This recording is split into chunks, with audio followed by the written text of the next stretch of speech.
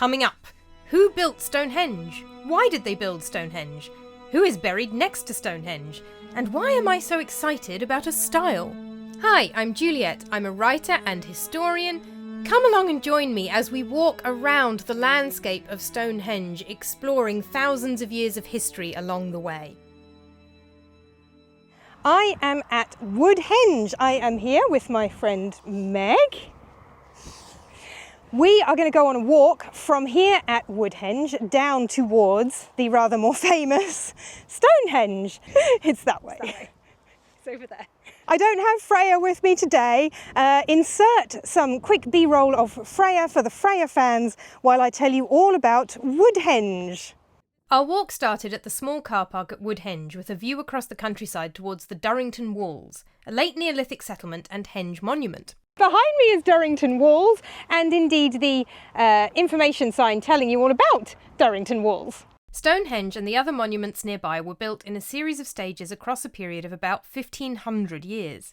The earliest part of Stonehenge was a circular enclosure more than 100 metres in diameter, built between 3000 and 2935 BC, while the latest part was a ring of pits which once held stones dated to between 1640 and 1530 BC. The Neolithic period in Britain covers about 4000 to 2500 or 2200 BC, and the early Bronze Age is about 2200 to 1200 BC. So the site was developed across the Middle Neolithic, Late Neolithic and Early Bronze Age periods. But most of it, including the most famous bits, was built in the Late Neolithic period, which is when the settlement and henge at Durrington is dated to. A henge monument is a Neolithic earthwork consisting of a ring-shaped bank and a ditch inside the bank. Ironically, although the word comes from the name of Stonehenge, which already had a name, what with it being quite noticeable in the landscape since long before the English language existed, Stonehenge's ditch is actually outside the main earth bank, making it technically not a henge. The henge at Durrington is, as English Heritage have helpfully pointed out in their guidebook, difficult to see from ground level. But if you want to get an idea of the settlement itself, the site at Butser Ancient Farm, which is an hour and a half away in Hampshire, includes a reconstruction of a late Neolithic home. Next to Durrington, and the actual starting point for our walk, was Woodhenge, which was discovered via aerial photographs in 1925 and excavated by Maud Cunnington. The site dates to about 2500 BC, the same rough period as Durrington Walls and as the famous stone circle at Stonehenge. Woodhenge wasn't actually discovered as a standing henge, unlike Stonehenge. Woodhenge was discovered as a series of post holes. This is essentially marks in the ground that are circular and that therefore suggest that a wooden post was in that bit of ground in the past. So what you can see now behind me and around me, and Meg is currently sitting on, are concrete blocks. Each concrete block represents one post hole. So there's no way of knowing exactly how tall they might have been. We can tell obviously roughly how wide they probably were, and the assumption is that it would have looked something a bit like Stonehenge. So because it's just concrete blocks marking where a post used to be, you can climb on them and sit on them. So if you have small children and you want to bring them here, they can properly run around and have a play, unlike most historic sites. Without knowing more about how the posts at Woodhenge related to each other, whether they were joined by crossbeams or whether they were actually the framework of a large building, it is even more difficult to work out what Woodhenge might have been designed for than Stonehenge, which is famously mysterious itself. A very large building is not always necessarily connected to religion or ritual. It could have been a political meeting hall, a royal residence, or building of some kind, or even a huge marketplace, though perhaps the closeness of the circles makes that unlikely, as there wouldn't be much room for stalls and so on. The reason people think that Woodhenge may have been for ritual purposes like Stonehenge is because, like Stonehenge, it is aligned. The oval rings, I'm just checking my notes, the oval rings were broadly aligned in the direction of midsummer sunrise and midwinter sunset, the same as Stonehenge. So that does then suggest a ritual purpose of some kind if they are aligning on the days of the solstice. And the other possible dead giveaway that it might have been some kind of ritual purpose. Some of the finds around Woodhenge among the posts have included objects, animal bones, pottery, carved chalk objects, and fragments of human bone, as well as two later burials, a child buried near the centre, which is marked by a flint cairn today, and, check my notes, and a young man in the ditch. So burial of human remains in the centre, and then aligning it with the midwinter and midsummer sun, that does suggest it probably was some kind of ritual purpose. A general burial ground would have lots of burials, and you don't usually bother aligning your buildings with the summer solstice. The child's body has been lost since the excavation, possibly during World War II. The skull had been found split, which at the time increased the excavators' belief that it might be a human sacrifice. But this could either be the result of pressures in the earth over the millennia since, or because the skull had not fully fused together at the time of the child's death because they were so young, and without the body there's no chance of doing further investigation. The body of a teenage boy was found in the ditch dating to about 1760 to 1670 BC, but by then both Woodhenge and Stonehenge were already centuries old, so it's likely that any ritual use of the site relating to that burial was performed by later people who came along and were as impressed by both sites as we are. And no, we don't know why there is a pineapple on top of the cairn either. From Woodhenge we turned west to follow the path towards Stonehenge. It turns out I couldn't have brought Freya anyway, so that is useful to know. Good thing I didn't try and bring her. We are now heading away from Woodhenge, behind us, and we are heading across a field towards Stonehenge. So what we are walking across is Cuckoo Stone Field. So we are going to be hopefully walking past a fallen sarsen stone known as the Cuckoo Stone, which was placed upright during the Neolithic period, less than a metre from where it has now fallen over. This was also a settlement about 2500 BCE, when the settlement at Durrington was in use. There was a row of enormous timber structures that stood just to the south of the monument of Woodhenge. There may have been timber platforms or buildings connected with the dead. And the reason for suggesting that is because later, during the early Bronze Age, a round barrow cemetery was built on the spot where they had stood. So there had been some kind of timber structure in the Neolithic period, and then in the Bronze Age, there was a burial site where the timber structure had been. So there's a few possibilities there. One is that it's a sacred area. The area is considered sacred and it continues to be so. Another is that the timber stuff had just fallen down and they just happened to choose that spot for burials. And another is that there was something left, particularly obviously the sarsen stone, the Cuckoo Stone, and that made then the Bronze Age Celts think of this area as sacred, and that is why they buried their dead there. So all equally valid possibilities. There is an ongoing debate among historians and archaeologists about the people of Neolithic, Bronze Age and Iron Age Britain, or I should say peoples. The most widely held view at the moment is that there were three distinct groups of people inhabiting Britain over the course of those 4 millennia. The most recent are the Celts, the ancestors of the people of the Isle of Man and the modern Irish, Scottish, Welsh, Cornish and Breton people, that is, the people of Brittany in northwestern France. This would include most of my own ancestors, since I am mostly a mix of Irish and Ulster Scots along with a bit of English. The Celts were described by the Greeks and Romans, so we have written descriptions of them, and the Celtic languages have survived into the modern day, so these are a group of people we can identify by language and culture. What's more difficult to work out is when they arrived in Britain and who was there before them, because none of the previous groups of people have left any written records, and there are no written records describing them, and their languages and culture have not survived into the present.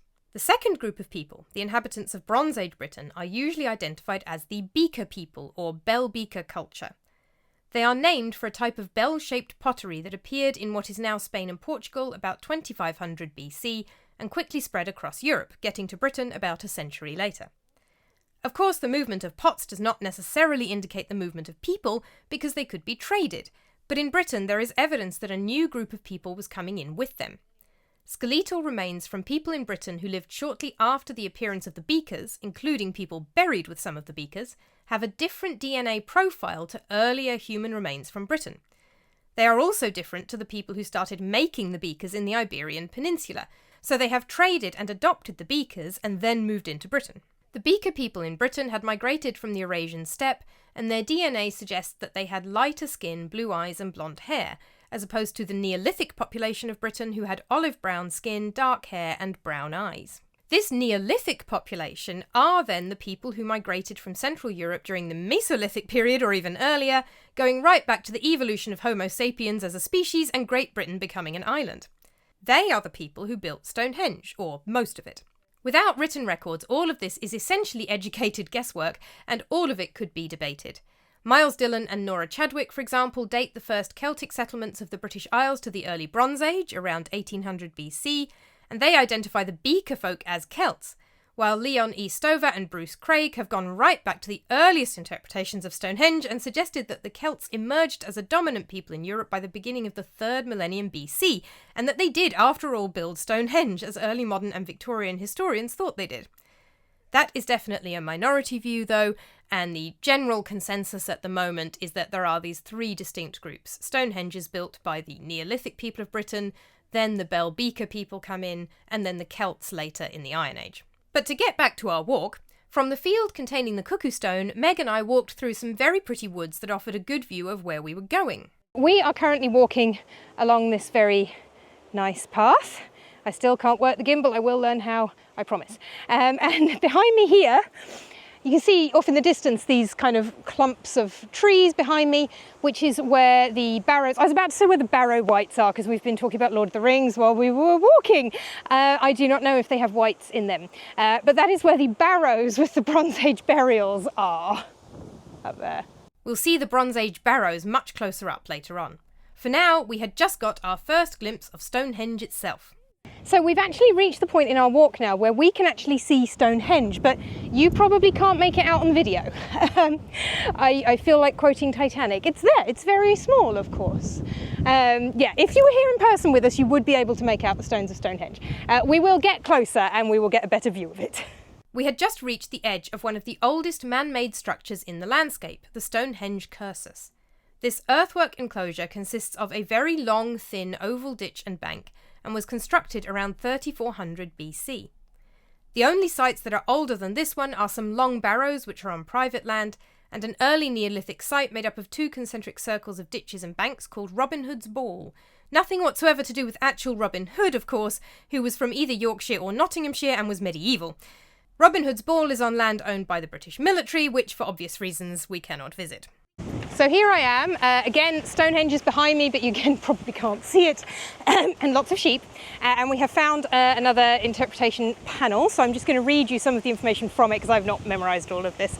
I'm a Roman religion expert, so I need to read it. But basically this is the eastern end of the Stonehenge Cursus, built by early farmers 5,500 years ago. The panel notes that just behind you it says, I think there, it doesn't actually specify which direction behind you is. It says just behind you, so I'm thinking there. Just behind you stood the 60-metre long chalk mound and ditches of a long barrow. This one is unusual because usually a long barrow would have human remains in it. They are burial sites. But this one had cattle skulls and cattle bones instead of human remains.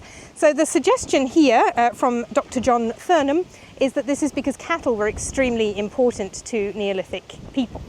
Our route then took us through a field full of sheep, with Stonehenge always above and to the left of us in the distance. As you can see, we have, well, you might not be able to see actually, we have got closer to the stones. They're still quite far away. We can, with our naked eyes, see them reasonably well now, but I'm not sure they're actually showing up on the footage quite yet. Eventually we came out of the sheep field and turned left to walk up a small road towards Stonehenge itself. This also gave us our first good look at some of the Bronze Age barrows, though we would still end up getting much closer to them later on. So we now have quite a good view of Stonehenge, which I am, as ever, struggling to get on the camera. We can in fact see it quite well from here. We're not actually going to go up to the henge today, but of course you can. It is an English heritage site. Here is a photo of me in the rain at Stonehenge. And here is a photo of me in the sun some years earlier at Stonehenge. It's well worth going to if you haven't been here before. English Heritage have a visitor centre, and of course there's the obligatory cafe and toilets and whatnot, which if you've driven a long way you'll need. And you can't get right up to the stones anymore. If I can find it, here is a photo of me as a small child doing things you're not allowed to do anymore right up against the stones. You can't do that anymore. You can get reasonably close to them. If you haven't been before, then it's definitely well worth doing. But we have both been before, so today we're just going for a walk around the countryside rather than actually going up to the monuments. From the road, we were able to cross a small bit of field to get pretty close to the stones of Stonehenge themselves.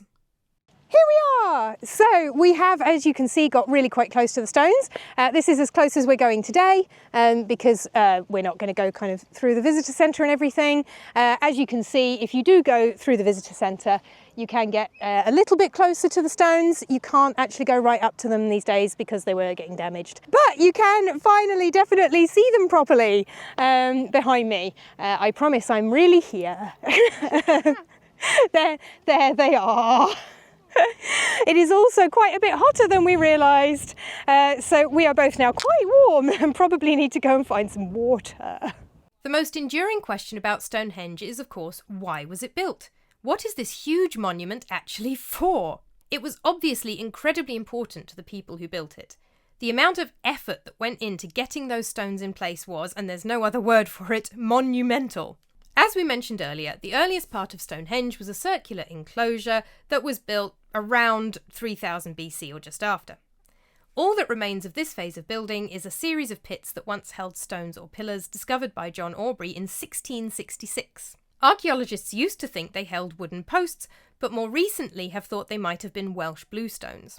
The sarsen stones, which are the main stones in Stonehenge, that is, the big stones arranged in what was once presumably a big circle with lintels over the standing stones, were brought from Avebury, nearby in southern England, and put in place about 2640 BC. At around the same time, an inner circle of smaller standing stones was set up within the main circle. This was made up of Welsh bluestones from the Preseli Hills in Pembrokeshire. Up until recently, very recently, it was thought that the central altar stone, a 6-ton stone at the heart of the site, came from Wales as well. But in August 2024, the journal Nature published research suggesting it actually came all the way from the Orcadian Basin in northeast Scotland, 434 miles from Stonehenge. Since this only came out a few weeks ago at time of recording, no one has put forth an explanation for how they managed to get it all that way yet, and no, it wasn't aliens.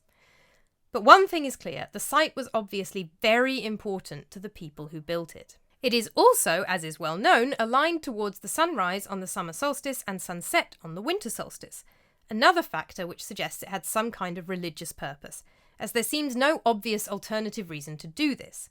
Dragging an altar stone all the way from Scotland because it looks pretty seems unlikely, as does putting all that effort into making sure that this grand, huge structure aligns so perfectly with sunrise on the solstice. 17th century writer John Aubrey, who discovered those early pits, and 18th century archaeologist William Stuckley thought it was a Druid temple. But if we assume that the Neolithic builders of Stonehenge were not Celts, as most archaeologists do, then it had nothing to do with Druids, though modern Druids do carry out rituals there every summer solstice. It is more than likely that it was later used for religious purposes by Druids. Again, they turn up, they see Stonehenge in the landscape. Of course, they're going to make use of it and take an interest in it, so it probably was used for religious purposes by Druids, but they didn't build it. It wasn't built for that purpose. They made use of something that was already there. This is something it's easy to forget about Stonehenge, but it's really important to understanding the monument within the landscape around it. Stonehenge has stood for 5,000 years, and it has been used for lots of different things over that time. It was built in 6 stages over a period of 1,500 years, so it was almost certainly used in different ways throughout those centuries. And just because it wasn't built by Celts or Druids, that doesn't mean it wasn't used by Celts or Druids. So the short answer to the question, what was it for, is we don't know. But the long answer is lots of things, including as a burial site, as we shall soon see. As you can see, we are now walking away from Stonehenge next to a busy, noisy road and through a field of sheep on our way back to Woodhenge, and we've got a rather lovely view of Stonehenge from here. Before we got to the burial mounds, though, I got a bit overexcited by a stile. I spent hours yesterday combing my computer for pictures of a stile for a video, a podcast episode where in the story a woman climbs over a stile, and I just needed like a picture of a stile to illustrate it while the podcast plays. And look, a stile! Yay, a stile! Once I had celebrated photographing, filming and going over the Stile, we were finally able to get up close and personal with those Bronze Age burial mounds we had been circling around all afternoon. There are numerous barrows, raised burial sites, surrounding Stonehenge. Some are much earlier Neolithic barrows from about 3500 BC, but those are long in shape and they are usually small group burials. Bronze Age barrows are roundish, though they vary in size and exact shape, and they are individual tombs, which is partly why these particular ones are known as the King's Barrows. We assume the individuals buried this way were wealthy, powerful, or both. They were usually buried with various valuable grave goods, which supports that idea. And here we are at the King's Barrows. So these are the Bronze Age barrows we were talking about earlier. They were at that time behind the trees, and now we are behind the trees, and here they are. So I will quickly hop up the barrow. It looks steep but short, so I suppose I feel a bit bad in a way. I'm basically climbing on somebody's burial mound. But at our church we park on the graves, so hey ho, these things happen. Right, there we are. Yep, that was quick and easy. And that's the top of the barrow. So I will switch over and show you the view.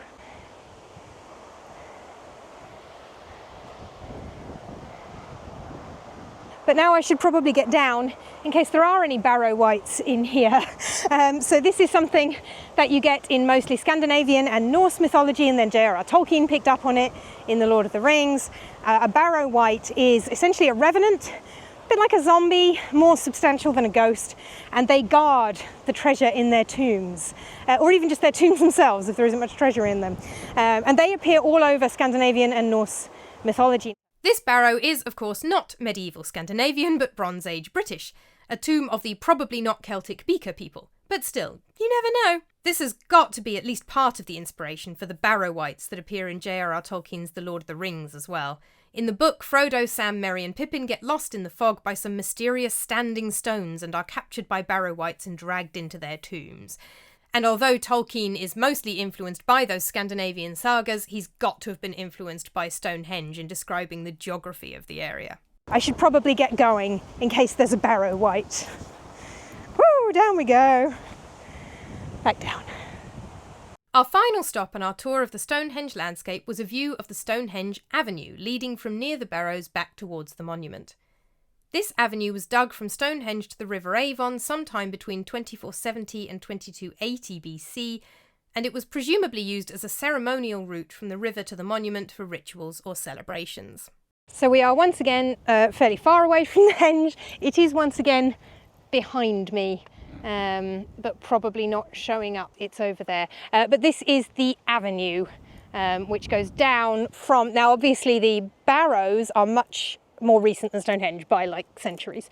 So the Barrows were built because of Stonehenge, most likely. Stonehenge was already here. This is what's known as the avenue, which leads down to Stonehenge. And then in the Bronze Age, the avenues, the Barrows, the burials of the kings are built there because they are overlooking Stonehenge. The avenue, unlike the Barrows, was part of the main phase of building at the site. The blue stones at Stonehenge itself were rearranged about 2200, and there are two slightly more recent rings of pits dating to somewhere around 2030 to 1750 BC and to between 1640 and 1520 BC, which seems to have been the last time the site was fiddled with before the reconstructions of the modern period. In 1797, a trilithon, that's two vertical stones capped with a horizontal lintel, collapsed, which is the earliest record we have of stones falling at Stonehenge, although certainly not the first time it happened. Another stone fell on the 31st December 1900, and in the early 20th century the Great Trilithon was straightened and embedded in concrete. Several more sarsen stones were set in concrete in the 20th century. This has all been done, of course, to try and preserve the monument and prevent any more stones falling down. From the avenue, it was back to the pretty woods and back across the field where the Cuckoo Stone lies to reach Woodhenge and, more importantly, our car, so that Meg could drive me to the pub for a drink. And here we are, back at Woodhenge, where we started. There it is, in a glorious golden hour sunset that's right in my eyes. I'm going to turn around. There we go. Yep, back at Woodhenge, we are going to the pub. I hope you've enjoyed this exploration of the landscape around Stonehenge. If you enjoyed this video, please do give it a like, subscribe to my channel for myth, legend, folklore, ghost stories, witchcraft and weird and wonderful history in general. And until next time, bye!